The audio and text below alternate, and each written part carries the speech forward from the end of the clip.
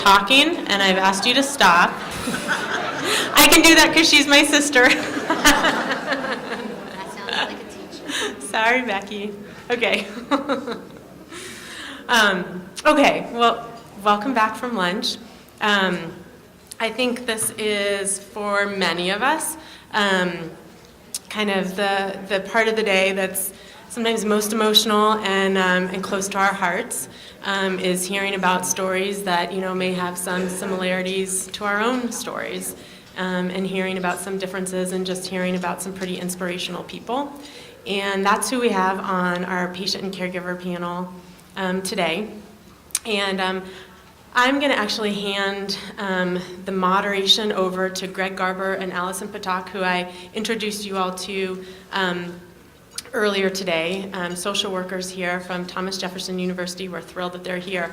And I think they're also going to give you a little more background on the small breakout sessions that we're going to go to after this panel. And then I think they're also going to give you a little more information about a follow-up support group that we have planned in partnership with TJU and CureOM. We've planned a follow-up support group for participants of this meeting for a pilot. So they'll tell you more about that. And then after this session and the support groups, I just wanted to let you all know that the next two sessions are back in this room. Okay, so I'll hand it over to you guys. Hi, I'm Allison. I'm a social worker at Jefferson, as Sarah said. I just want to start by saying thank you all so much for having us here and allowing us to bear witness to your experiences and allowing us into this really intimate part of your lives. This is my third time attending the conference, and I think that the stories that you all share with each other and the way that you're able to network and build this community is, as an observer, the most meaningful part of these weekends. So we will be breaking out into groups after this, and we can give you the instructions at the end. And as Sarah mentioned, we're going to be piloting an online support group. We're really excited about it. We're going to be starting for 6 months for patients with metastatic disease. We're going to be expanding, but that's what we're starting the pilot with, and we're going to have the opportunity for people to chat in via like a Skype type mechanism so that people can see each other and hear each other, but we know that people travel all over the country for treatment, and it's hard even for people local to Philadelphia to come down to Center City and find parking, so we wanted to make it really accessible, and we're really excited about it. And there is a flyer in your folder, and if you have any questions, you can ask us about it. So we're going to start. We have a really great panel of patients and caregiver, and they're going to, this is the flyer. And they're going to share their stories with you, and we'll kick this off with Bernadette. So I was asked to join the panel, and Lauren and both Anne Marie came up to me this weekend and asked if I was still strong enough to sit here and do this today. And I told them yes. And so while a lot of people look at me and think that, I'm, doing really well, Joe was an inspiration to so many people. And so for me, this is really important for me to be here today. This weekend, it's my first time ever attending a symposium because we just never were able to time it properly with his treatments. But I'm very passionate about helping as much as I can and continue to do so, and I think I do it because it's a tribute to him. And so I sit here today and listen to a lot of the different treatments, some of the things that were not offered or available that are now coming down the pike for all of you, and I think it's really great that you have that opportunity. And so I just want you to know that I'm on the Facebook with the group and everything, and that before I just tell a little bit about my story, that I'm here to be that support. I looked to Sarah. Sarah reached out to me in September, and she told me some things that resonated with me that really helped me a lot over those last few months. And so sometimes it's just one thing. Sarah was talking to me, and she said to me, I don't know if I'm making sense to you, and she did. She made sense to me. So I think it's at that moment, whatever you're going through, it all makes sense to you at some point or another. Joe was diagnosed with the eye tumor in 2008, And then 3.5 years later, it metastasized to the liver first. We traveled to Philadelphia for a number of years. Joe did a lot of the things that we saw up on the screen before with the Keytruda and the Yervoy, and we also did try NIH. He did get through part of the process of that TIL treatment where it did not, wasn't successful in the lab in the dry run, and then that stopped that. And then his last trial was just with, at Columbia with Dr. Carvajal. Joe was a fighter, and there's a few people in the room here, Linda being one of them, that knew Joe.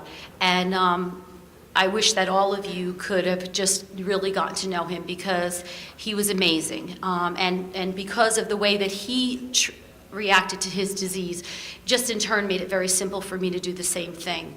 You know, we were together through the whole process. We, you know, were a team together. He always, I was all the data person and all the other things, and whenever we went to an appointment, he would say to the, you know, a new doctor, he would say, oh, just ask her, you know, and I would spill out everything. In fact, I put together a summary of all of his treatments from the beginning, and when we met with Dr. Camulo, who's at NIH, he said, who wrote this up? And I said, oh, I did. And he just laughed, you know. So, but that's the nature of me, too. I'm a teacher, so the organization piece came into that. As a caregiver, obviously the most thing that was for me was the support. So whatever Joe wanted to do, I was behind him. Dr. Orloff will tell you that Joe was always had his breaks about doing CT scans. He did them every 2 months for as long as up until this past summer. And he still tried real hard to see if they could extend it, but, you know, they would laugh and they'd look at him and he'd go, well, I tried, you know. But I was behind him. And someone said earlier, too, about, you know, you choose what you want. At some point, Joe kind of curtailed some of the scans because he was like, I know what I have, I know what's going on, and there wasn't anything new down the pike for him, so he thought if there wasn't anything new for him. Anyway, so that, I was behind him 100% with everything that he wanted to do. Joe was very much into nutrition. That's a very touchy subject because everybody looks at it differently. For Joe, that was his control. He was very disciplined with the way he ate. We did organic, I mean, everything. I mean, I will tell you, Linda will tell you, Teresa will tell you that, you know, he did not waver one day, not one day. And so that was okay. You know, we cooked healthy for the most part anyway, but, you know, that became, so the things that he liked to eat as far as like a dessert, I changed that, and I changed my recipes, and I did a lot of research. So I was very much behind that too. And then just, you know, I was the one that he could kind of sit back and just worry about those kinds of things because I was able to take care of all the other stuff and be there for him. You know, I kept binders. I still have all of them. That was very important to me. I had binders for everything, and, you know, the scan results and everything, and kept notes. And so for me, that piece was really important to have that all organized all the time. I could find something just like that. Sometimes people would come up to me, I'm a teacher, especially as, you know, being at school, they'd say, boy, Bern, you're handling this so well. And I'd look back at them and I'd say, well, I don't really know what that means because, you know, how am I supposed to be acting? We were talking earlier when Anne-Marie ran the group in the other room. When he came home from a treatment, that was it. You know, like we were back to our, you know, whatever. I mean, he wanted to be quick to get back to the gym and do the things that he loved to do. So we did not sit in our house and dwell on cancer or dwell on this disease, not ever once. So, and we have a son who is going to be 23 in April. My son went off to college that summer that Joe was diagnosed with the Mets. So it was an emotional summer to say the least, but, you know, Joe was a great role model for him as well. In fact, I think my son, even these last couple of months, I would sit and talk to him and I say, you know, Dad, and he was like, because Joe was a fighter. He was a fighter right to the end. And I just, you know, that's something that, you know, that he was an inspiration for all of us. He was an inspiration for me too. And so the way that he handled it was the same way that we all handled it, including his very close friends. If you talk to him on the phone, even as sick as he was at the end, if you heard his voice on the phone, you would have never suspected a thing, because that's just the kind of person he was. So as a caregiver, I followed his lead. You know, the things that he wanted, the things that were important to him became important to me. We wish we could have, you know, when Joseph went off to college, we were like, oh, we're going to travel now, we'll do some more things. We actually moved into a smaller house in Florida. And he said to me, he looked at me one day and he goes, well, he goes, I said we were going to travel. He goes, I didn't know that meant Philadelphia. He goes, but we're traveling, you know. And that was okay, you know, like, I mean, he, you know, packing that bag every month and heading off. And, you know, I was always the one, the computer. Joe wasn't the computer person. He didn't care for that. So I was always checking on that, of course, being very active with our group, with our Facebook group and everything. So I found out when something was happening or when something was going on, knew, and I jumped on the board and found out about it, made the phone calls, did the connections and all of that. So I say as a caregiver, to be supportive, take the lead of your partner, of your spouse, and, you know, and just be there for each other, because, and Joe, I have to say, he always worried about me too. And he did, right till the end. He always worried about me. He always worried about, like, how, you know, are you okay? Do you feel all right? So it was always, it was two-sided all the way. So anyway, that's what I can say to you. And me being here is for me really good, because for me I feel like I'm living his legacy still, and I'm still helping along and helping him the best that I can. So anyway, but I'm here if anybody needs any. I don't have all the answers, but I'll be happy to talk to you personally too. Can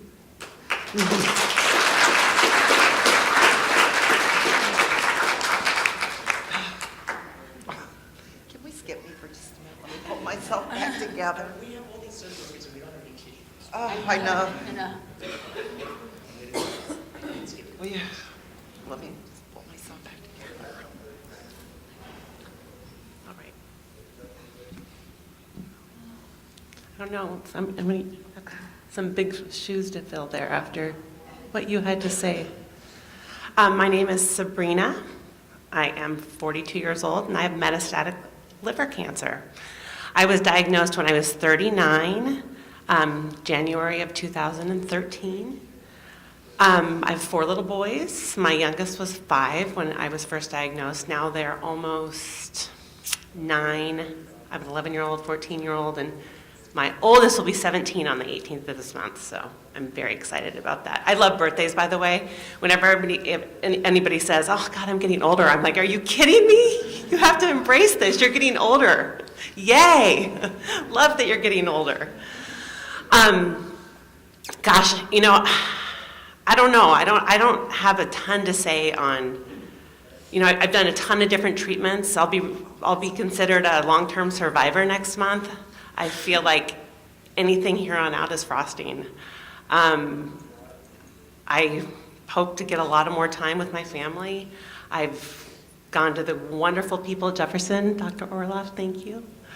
I have gone to the University of Wisconsin. I have a great team there. Everybody works together. I've been taken care of, I mean, better than I could ever imagine.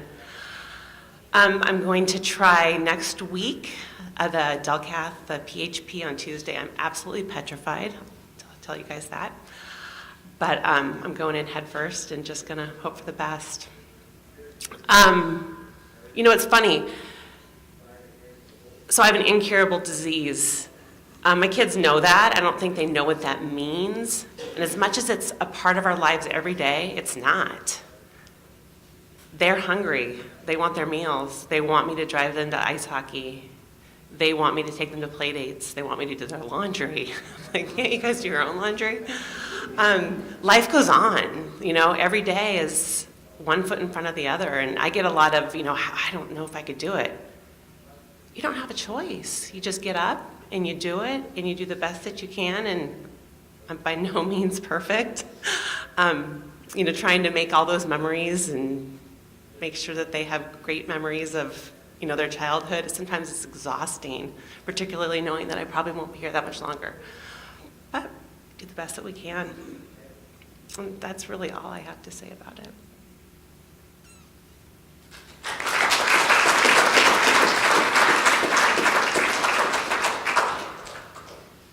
Hi, excuse me. Thank you for giving me a minute to pull myself back together. I'm Linda O'Brien. 2004, I was diagnosed with stage 1 skin melanoma. Why am I here? Because in January 2008, I was diagnosed with ocular melanoma. Tuesday will be 8 years plaque for me. I'm still Ned. And ocular melanoma is a big part of my life, not because I have it. I'm very active in trying to raise funds and the people I've met. I mean, I could go on and on about, and I can't. Joe is one of them, and Bernadette. And I have people all the time go, well, you don't look like you have cancer, which I'm sure you all have heard that too. And I said, well, you should be in here looking out because this poor guy over here doesn't see very good, you know. After my plaque, it was probably about 2 years. Of course, I was one of those that developed a quick growing cataract, so we had to go in and get the cataract removed, and I questioned, well, why? Because I don't see that well out of it anyway. But the doctor wants to keep any type of sight that I have in that eye healthy, as I'm sure many of you are going through the same thing. For about 7 years now, 6 years, every 4 weeks, I get the injection, the Avastin injection. There again, he's trying to keep any little bit of sight that I have in the eye, which he's very surprised to this day, as close as my tumor was to the optic nerve, that I retained any type of sight in the eye. I have a hard time with the Avastin. I hear people all the time go, oh, it's nothing. Well, unfortunately, I'm one of those that I'm allergic to the betadine that they have to wash your eye with. And for about 3 days, I look like Herman Munster's cousin, and it hurts. It feels like somebody poured gasoline in it and lit a match. For all of you that are new to this, all I can say is, yes, it's in your life. Don't let it consume you. Go on with your life. Do what you have to do in getting your treatments and keeping up with it. Get active in it. There's going to be one lucky dollar for us one of these days. It's going to be our magic pill or whatever to get us a cure. But don't let it consume you. And I talked to Faith in detail last night about it, and I think with time, you'll get there as well as many others. And do I think about it? Yeah, every 6 months when I go in for my scans and this and that, it's like, oh, I know one of these days I'm going to hear what I don't want to hear. But until then, I'm living my life the way I want to, do the things I want to, and when I want to. That's it.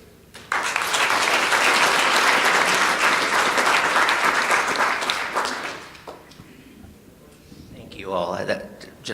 There's definitely some magic in this conference that Alice and I have both done for 3 years. It's funny, last year we did this at Jefferson, and we had about 5 social work students who we enlisted to help us run the groups after this. And in the prior 2 months to coming here, I got an email or call from every single one of them asking if we were going to do it again and could they be part of it, because it was such a powerful experience and they're learning. I get it, but it struck me that each one of them who was there last year called and said. So a couple of ways we can go. If people have reactions out there that they would like to share, that's great, or we can just pepper them with questions and see how we do with that. Anybody have something that they reacted to, that they heard, that they want to put out there? Shared experience, a question?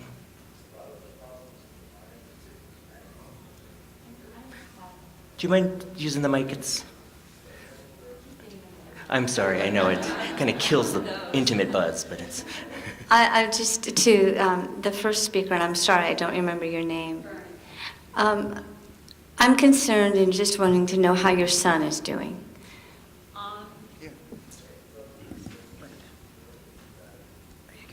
How's he doing? He's quiet. I try to talk to him a lot. You know, he and I are now having to figure out our new normal. He and his dad were very, very close.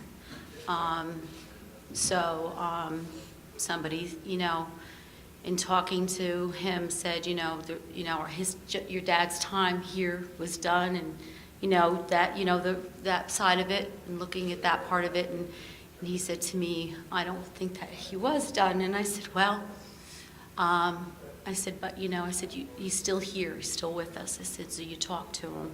But Joseph's a quiet kid to begin with. He's a real good kid. He's really, really great young adult. And so he's, we talk. You know, we were very busy with family. And then I went up north because we flew my mother-in-law back. And when he and I got home last Friday, it was kind of, I think, really the reality of, the dynamics of the house had changed. But he, I think he also, I find him to be, not that he didn't care about me, but I find him being more like, are you okay, Mom? Are you okay? Because I'm sure as a kid, is afraid of thinking, and he's an only child. So, there is no brother or sister to bounce anything off of either. So I think that part of it makes it difficult for him too. We've got a very close family and cousins and stuff, but when it's all said and done at the end of the day, it's still just the two of us at home in the house, So, and I am going to be returning to work. I'm a teacher, and I had taken a leave of absence this year. I didn't work. I was able to balance my traveling and my school, they were here right now. They know how I feel about them. The support that I had from my school was, I couldn't even tell you how wonderful it was. I was able to leave every month and take those trips with Joe, and I never missed any of his appointments or anything. I was, wherever he was, I was. But this year, it was different, and I knew it was, and I took a leave of absence.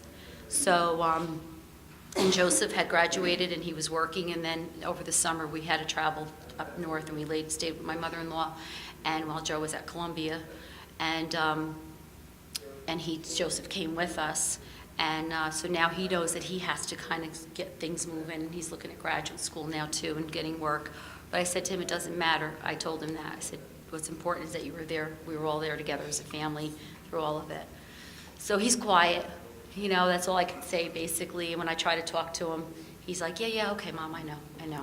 But So, you plan to prepare him, like you had discussions beforehand and he really was, prepare I mean, him? my kids, the thing was he was away at school, so he, which I guess in a way was good. He didn't live at home. He went away to school.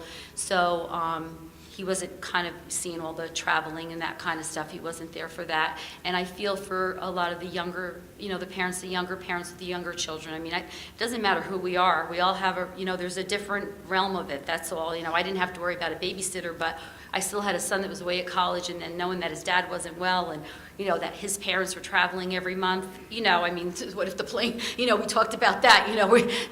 Something happened to the plane, and we both, that is what might have caused something to happen. So, but he, he balanced it well himself too. But we talked a lot. We always did.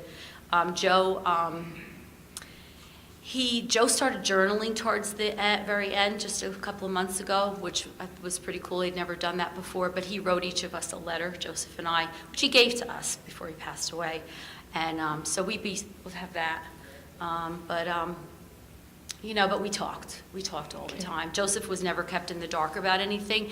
If we were in Philadelphia and we didn't get the news that we wanted, we didn't tell him over the phone because he was about 2 hours away, so we'd wait. We always thought like nothing was going to change in, a week, a month, a couple of weeks.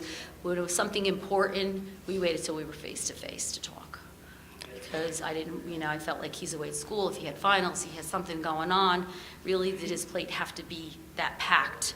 At that point, it wasn't going to change anything at that moment, Right. So we wouldn't we never held anything from him, but maybe the timing of when we decided to tell him something when we knew things were getting, changing with scans and stuff. Well, thank you, and God bless you, and sorry for your loss. Thank you. Thank you.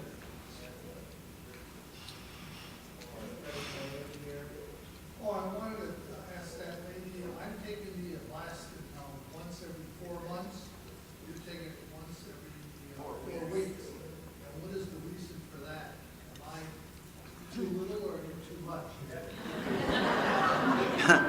actually, I'm not getting enough, to be honest. When I started out with the Avastin, I was getting it 8 weeks, and then I had to go to 6 weeks, and then I went to 4 weeks, and they don't like to give it any more than 4 weeks at a time. What's happening is, I do have some vision. I mean, you wouldn't want me behind the wheel if this is the way I saw out of both eyes, but it's very important to my doctor, and probably many of yours too, to keep any sight that I do have.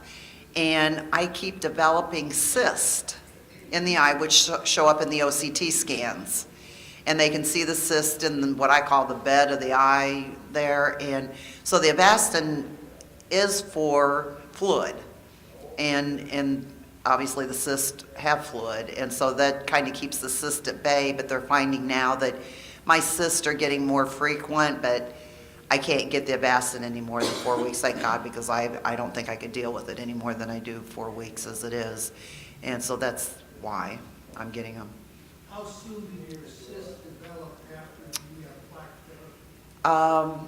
I had plaque March of 2008, September 2008, I started Avastin. So it was just a few months later. Mm-hmm.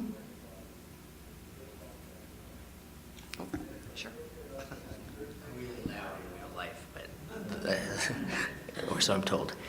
So, as a social worker, I'm always interested in kind of what people found to be really helpful. What have you kind of heard in your journeys that kind of you hold on to? What are the pearls, so to speak, or the opposite? Like what is really just not helpful? And because I think you're all kind of very thoughtful and introspective about your experiences. You're not just kind of gliding through this. You're thinking about it and being very deliberate. And I think kind of having the opportunity to have so much expertise and reflection here, I'd love to hear from any role. Yeah. One of the things that I did right after I was diagnosed is that I kind of wanted to prepare a safety net for my children. So I really focused in on that, and I thought, well, I'll get some in-home therapy. We'll have a therapist that will come to our home every week, and we can talk about not only my cancer, but anything else we need to talk about. So I was like gung-ho. I went to Gilda's Club. They gave me a name of somebody. I set her up, and I thought I was going to die right away. So let me back up a little bit. This was like July of 2000, and now we're in 2014. So I didn't think I'd had that much time left. So I'm like, we'll get this all prepared. Well, a year in, she's still coming every week. We don't really have anything left to talk about. She looked at me one day, she's like, do you have a little bit of buyer's remorse? We laughed very, very hard. We still see her, just not every single week. We laid the safety net, we have it, we know what we have her if we need her. But I think that it's kind of a funny place to be, to say, well, I'm going to get everything ready. So when I die, I'm ready. And then you live. It's kind of a surprise. So for me, that was, trying to prepare for my impending death that doesn't seem to be coming anytime really too soon, has been a very challenging position to live in.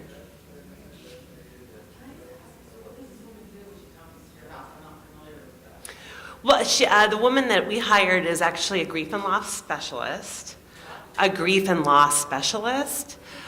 So it would be for me and the kids to talk about, any questions about grief and loss, which would oftentimes spill over into my brother is taking toys out of my room and he won't help me walk the dog or fold the laundry. He kind of, yeah, exactly. And so, we would talk a lot just about general life stuff. I just really wanted them to have somebody that they felt comfortable with if they ever needed it in the future. And were they all willing to talk about this and get together with you at the same time? Everybody except my oldest, and I told him he had the opportunity, but he could choose because he was, already 15 years old. The other ones I forced. They'd be like, no, not again. So, yeah.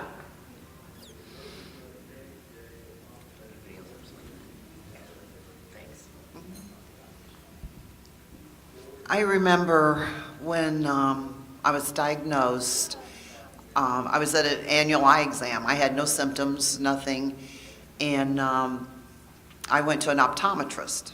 And he was a very, very dear friend of mine that I had gone to for years and years. And he's looking in there and he says, boy, you sure got a lot of junk in there. And I said, what, like mascara? I thought he was talking like down here, you know. And he could speak to me this way. He goes, no, dummy, in your eyeball. And I went, well, what are we going to do? And he said, well, we need to send you out to see a specialist. And he said, we'll make the appointment and get you in. And I said, well, I'm going back to the office and just have the girls call me. They know where to find me. He says, no, we're calling now, and when you leave here, you are going from here to there. And you need to call somebody and have them go with you. Well, I, in my heart, think he knew. And so when I never dreamed, I mean, okay, I'm going, you know, so what? And when the doctor 3 hours later said, you have ocular melanoma, and I'm going, okay, I know what ocular is, I know what melanoma is, but what the hell do they have to do together, you know? And after she started talking and explaining and this and that, I think I went into shock. To this day, I don't remember leaving there. My husband was with me, and so, of course, I went home and we talked about it, and she had told me where she was going to, you know, get me into, and da-da-da-da-da, and thinking back on that, I wish at that time I knew about Melanoma Research Foundation. I wish I knew about these different support groups. I wish I knew someone that I could have called and talked to. And the good news is, I think that's what's made me so proactive in this, because up at my doctor's office, they have my cell phone number, and anybody that is diagnosed, they're immediately given my name and my number, and it's their choice if they want to call me and talk about it. I wish I knew then what I know now. Would it have changed what's going on with me? No. Mentally, yes. I would have sure known a lot more about it. And so that's helped me hopefully help others and continue helping others. I also speak last, but Well, I think the same thing, you know, that Linda's saying. My phone number is also at the eye doctor that Joe went to, and I told them immediately that they would need, you know, to let someone to call, because I think the same thing. You know, I started just gathering my own information, and I was just, you know, like paperwork, just trying to learn as much as I could about it once we learned about the Mets, too, especially. But so I think that, you know, that's the biggest piece, I think, is to really reach out, and don't be afraid to reach out, you know, because we really are here for each other. And also as a spouse or a partner, be that other person's advocate too. Don't be afraid to speak up, you know, and ask questions and again, over and over again, because, you know, if you're not sure about something, you know, demand that you get the right answers and stuff too, or as much as that person can give you, because I think it's really important to, you know, make sure that you always, you know, just be that advocate for them, even as trained as, I mean, we were very, very